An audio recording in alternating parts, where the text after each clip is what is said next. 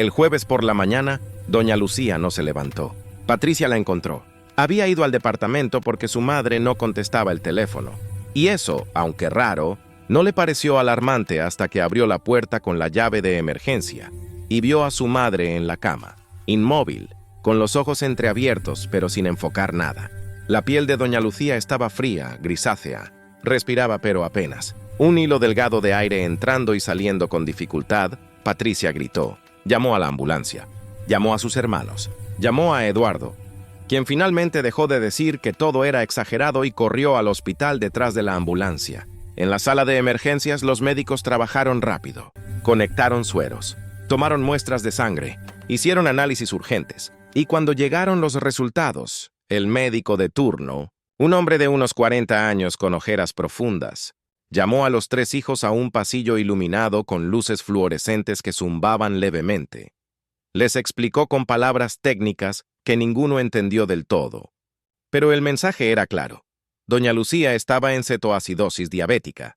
Su nivel de glucosa había alcanzado 520 miligramos por decilitro. El cuerpo estaba envenenándose a sí mismo. Los riñones comenzaban a fallar. Había riesgo de coma, de daño cerebral irreversible, de muerte. Ricardo, siempre el primero en hablar, preguntó cómo era posible. El médico respondió con calma pero con firmeza. La diabetes no aparece de la noche a la mañana. Esto venía desarrollándose hace meses. ¿Nadie notó los síntomas? ¿Nadie la llevó a control? Beatriz balbuceó que su madre nunca se quejaba. Patricia dijo que la enfermera había llamado, pero que Eduardo... Y se calló a mitad de la frase, mirando a su esposo, que estaba pálido, con la vista clavada en el piso. El médico continuó. Su madre necesita quedarse internada al menos una semana. Vamos a estabilizarla, pero el daño ya está hecho. Necesitará insulina de por vida, dieta estricta, controles constantes y, sobre todo, apoyo. No puede vivir sola en estas condiciones. Y se fue, dejándolos ahí en el pasillo, con el peso de sus propias decisiones cayéndoles encima como una losa. Los días en el hospital fueron extraños. Doña Lucía recuperó la conciencia al segundo día. No dijo mucho. Miraba el techo blanco de la habitación compartida, escuchando los gemidos de la mujer en la cama de al lado, el pitido constante de los monitores, el ruido de los carros de medicinas recorriendo los pasillos. Sus hijos la visitaban. Ricardo llegaba apurado entre reuniones, se quedaba 10 minutos, le preguntaba cómo estaba y se iba. Beatriz lloraba cada vez que entraba. Decía que lo sentía mucho, que debió haber venido antes. Patricia y Eduardo se sentaban en silencio sin saber qué decir, pero quien más tiempo pasaba con ella era Carmen. La enfermera iba todos los días, aunque no era su obligación. Le llevaba frutas permitidas, le ajustaba las almohadas, le hablaba con esa voz suave que doña Lucía había aprendido a reconocer como la única que realmente se preocupaba. Una tarde, mientras le tomaba la presión, Carmen le dijo en voz baja: «Yo le advertí, doña Lucía.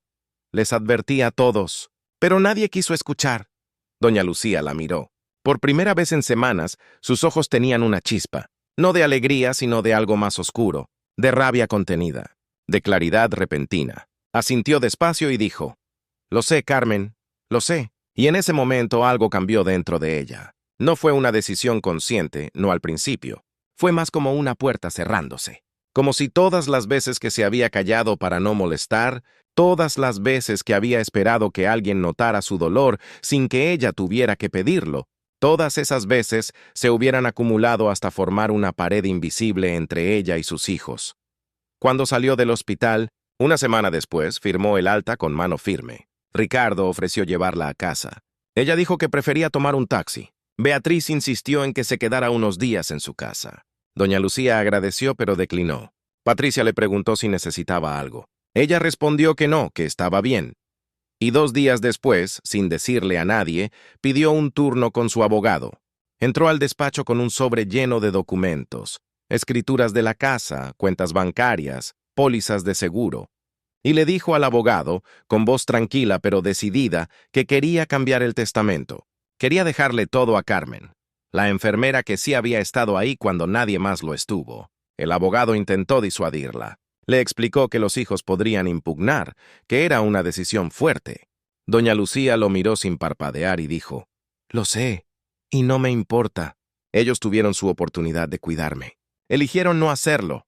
Firmó cada página con calma. Y cuando salió del despacho, sintió algo que no había sentido en meses. Paz. Una paz extraña, amarga, pero real.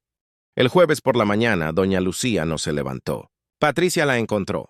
Había ido al departamento porque su madre no contestaba el teléfono. Y eso, aunque raro, no le pareció alarmante hasta que abrió la puerta con la llave de emergencia y vio a su madre en la cama, inmóvil, con los ojos entreabiertos pero sin enfocar nada. La piel de doña Lucía estaba fría, grisácea, respiraba pero apenas. Un hilo delgado de aire entrando y saliendo con dificultad. Patricia gritó. Llamó a la ambulancia. Llamó a sus hermanos. Llamó a Eduardo, quien finalmente dejó de decir que todo era exagerado, y corrió al hospital detrás de la ambulancia. En la sala de emergencias los médicos trabajaron rápido. Conectaron sueros, tomaron muestras de sangre, hicieron análisis urgentes. Y cuando llegaron los resultados, el médico de turno, un hombre de unos 40 años con ojeras profundas, llamó a los 3 hijos a un pasillo iluminado con luces fluorescentes que zumbaban levemente. Les explicó con palabras técnicas que ninguno entendió del todo, pero el mensaje era claro. Doña Lucía estaba en cetoacidosis diabética. Su nivel de glucosa había alcanzado 520 miligramos por decilitro. El cuerpo estaba envenenándose a sí mismo. Los riñones comenzaban a fallar. Había riesgo de coma, de daño cerebral irreversible, de muerte. Ricardo, siempre el primero en hablar, preguntó cómo era posible. El médico respondió con calma, pero con firmeza. La diabetes no aparece de la noche a la mañana. Esto venía desarrollándose hace meses. ¿Nadie notó los síntomas? ¿Nadie la llevó a control? Beatriz balbuceó que su madre nunca se quejaba. Patricia dijo que la enfermera había llamado, pero que Eduardo, y se calló a mitad de la frase, mirando a su esposo, que estaba pálido, con la vista clavada en el piso. El médico continuó. Su madre necesita quedarse internada al menos una semana. Vamos a estabilizarla, pero el daño ya está hecho. Necesitará insulina de por vida, dieta estricta, controles constantes y sobre todo apoyo. No puede vivir sola en estas condiciones. Y se fue, dejándolos ahí, en el pasillo, con el peso de sus propias decisiones cayéndoles encima como una losa. Los días en el hospital fueron extraños. Doña Lucía recuperó la conciencia al segundo día. No dijo mucho. Miraba el techo blanco de la habitación compartida, escuchando los gemidos de la mujer en la cama de al lado, el pitido constante de los monitores, el ruido de los carros de medicinas recorriendo los pasillos. Sus hijos la visitaban. Ricardo llegaba apurado entre reuniones, se quedaba 10 minutos, le preguntaba cómo estaba y se iba. Beatriz lloraba cada vez que entraba. Decía que lo sentía mucho, que debió haber venido antes. Patricia y Eduardo se sentaban en silencio, sin saber qué decir. Pero quien más tiempo pasaba con ella era Carmen. La enfermera iba todos los días, aunque no era su obligación. Le llevaba frutas permitidas, le ajustaba las almohadas, le hablaba con esa voz suave que doña Lucía había aprendido a reconocer como la única que realmente se preocupaba. Una tarde, mientras le tomaba la presión, Carmen le dijo en voz baja: «Yo le advertí, doña Lucía, les advertí a todos». Pero nadie quiso escuchar. Doña Lucía la miró. Por primera vez en semanas, sus ojos tenían una chispa. No de alegría, sino de algo más oscuro, de rabia contenida, de claridad repentina. Asintió despacio y dijo: «Lo sé, Carmen, lo sé». Y en ese momento, algo cambió dentro de ella. No fue una decisión consciente, no al principio. Fue más como una puerta cerrándose. Como si todas las veces que se había callado para no molestar, todas las veces que había esperado que alguien notara su dolor sin que ella tuviera que pedirlo, todas esas veces se hubieran acumulado hasta formar una pared invisible entre ella y sus hijos.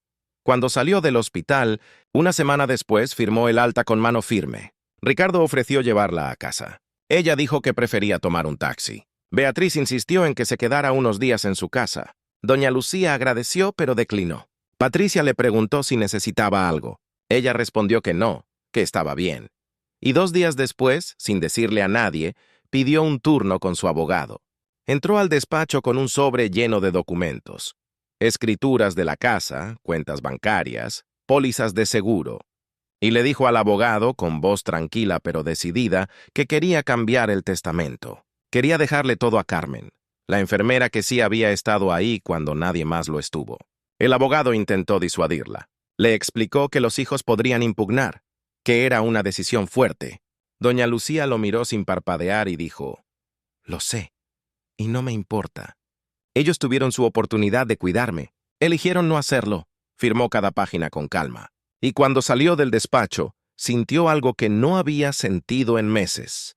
Paz. Una paz extraña, amarga, pero real. El escritorio del abogado huele a papel viejo y café amargo. Doña Lucía, sentada frente al escritorio de caoba oscura, sostiene el bolígrafo con mano temblorosa. Sus dedos, hinchados y marcados por las huellas violáceas de tantas pruebas de glucosa, aprietan la pluma como si fuera lo único que la mantiene anclada a la decisión que acaba de tomar. El abogado la observa en silencio, incómodo. Afuera, el ruido del tráfico de la ciudad parece lejano, como si perteneciera a otro mundo. Ella firma. El sonido del bolígrafo raspando el papel es definitivo, irreversible. Cuando termina, exhala despacio. No hay lágrimas, solo una calma extraña, como si algo pesado acabara de soltarse de sus hombros. El abogado guarda los documentos en un sobre manila y le pregunta si está segura. Doña Lucía asiente sin mirarlo. Está segura. Por primera vez en meses está segura de algo. Pero para entender cómo llegó hasta aquí, hay que volver atrás. Regresar a los días en que todo parecía normal. A las mañanas en que el sol entraba por la ventana de su cocina y el aroma del café recién hecho llenaba la casa pequeña pero ordenada. Doña Lucía siempre fue una mujer fuerte. De esas que no piden ayuda, que resuelven solas, que guardan silencio para no molestar. A sus 62 años vivía en un departamento modesto en un barrio de clase media. Tenía 3 hijos. Ricardo, el mayor, siempre ocupado con su carrera de ejecutivo. Beatriz, la del medio, que se había mudado a otra ciudad hacía años. Y Patricia, la menor, casada con Eduardo, un hombre práctico que solía decir que los médicos exageran todo.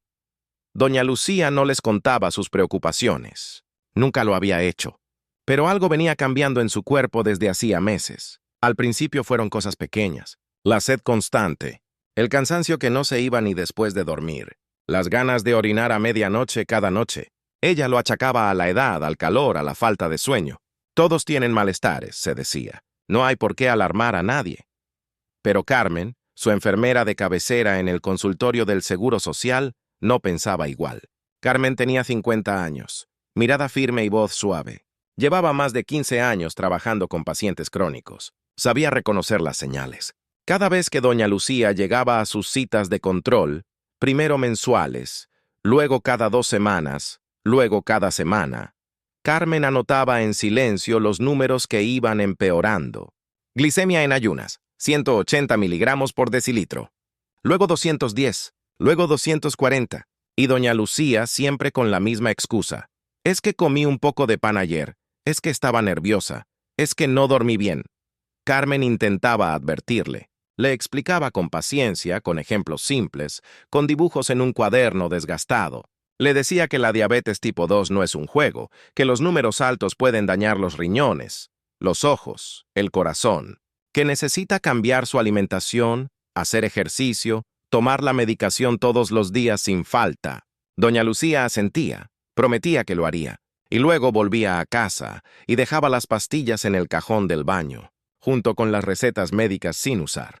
Y cuando Carmen llamaba a sus hijos, preocupada para explicarles que su madre necesitaba apoyo, que la diabetes estaba fuera de control, las respuestas eran siempre las mismas. Ricardo decía que llamaría más seguido, pero nunca lo hacía. Beatriz prometía visitarla pronto, pero siempre había algo urgente en el trabajo. Y Patricia, la que vivía más cerca, le decía a Eduardo lo que Carmen había dicho. Eduardo se encogía de hombros y respondía: «Los médicos siempre exageran. Tu mamá está bien, es una mujer fuerte». Así que nadie escuchaba. Y doña Lucía seguía adelante, sola, sin quejarse, cargando el peso de un cuerpo que empezaba a fallarle. Hasta que una tarde, cuando estaba preparando la cena, todo cambió. Fue un martes común. Doña Lucía estaba en la cocina pelando papas para hacer un guiso. La luz de la tarde entraba sesgada por la ventana, iluminando las manchas de aceite en la estufa vieja. Tenía las manos mojadas. De repente sintió un mareo extraño. No era como los mareos normales. Era profundo, como si el piso se inclinara bajo sus pies. Dejó caer el cuchillo. Se agarró del borde del fregadero respirando despacio, esperando que pasara. Pero no pasaba. La visión se le nubló. Los bordes de todo se volvieron borrosos, como si estuviera viendo a través de un vidrio empañado. Se sentó en la silla de la cocina intentando calmarse. El corazón le latía rápido, irregular. Tenía la boca seca, tan seca que le dolía tragar. Quiso llamar a alguien, pero su celular estaba en la otra habitación. Intentó levantarse y las piernas no le respondieron. Fue entonces cuando sintió el miedo verdadero. No el miedo abstracto de los números altos en los exámenes, sino el miedo físico, palpable, de que algo muy malo estaba pasando dentro de su cuerpo. Se quedó ahí, sola, esperando. 10 minutos. 20. Media hora. Finalmente, el mareo cedió lo suficiente para que pudiera caminar hasta su habitación y acostarse. Se durmió con la ropa puesta, sin cenar, diciéndose que mañana estaría mejor, que solo necesitaba descansar, pero no mejoró. Los días siguientes fueron peores. Empezó a perder peso sin proponérselo. La ropa le quedaba floja. Las ojeras se le marcaron profundas, oscuras, como sombras permanentes. Tenía hambre todo el tiempo, pero comer no la llenaba. Era como si el cuerpo no pudiera usar la comida. Y la sed. Dios, la sed. Bebía litros de agua y seguía sintiendo la garganta áspera, reseca. Carmen notó el cambio en la siguiente consulta. Doña Lucía llegó arrastrando los pies, pálida, con los labios agrietados. Carmen la pesó. Había perdido 4 kilos en 2 semanas. Le tomó la presión, demasiado alta. Le pidió una muestra de orina y el olor dulzón confirmó lo que temía. Cetonas. El cuerpo de doña Lucía estaba empezando a quemar grasa en lugar de glucosa, un signo de que la diabetes estaba completamente descontrolada. Carmen la miró directo a los ojos y le dijo, sin rodeos, que necesitaba ir al hospital, que esto no podía esperar. Doña Lucía negó con la cabeza. Dijo que estaba bien, que solo necesitaba descansar más. Carmen insistió. Le explicó que podía tener una crisis, que podía desmayarse en cualquier momento, que podía entrar en coma. Doña Lucía dijo que no quería preocupar a sus hijos. Carmen, frustrada pero sin rendirse, llamó a Ricardo. Le explicó todo con voz firme. Los números, los síntomas, el riesgo real.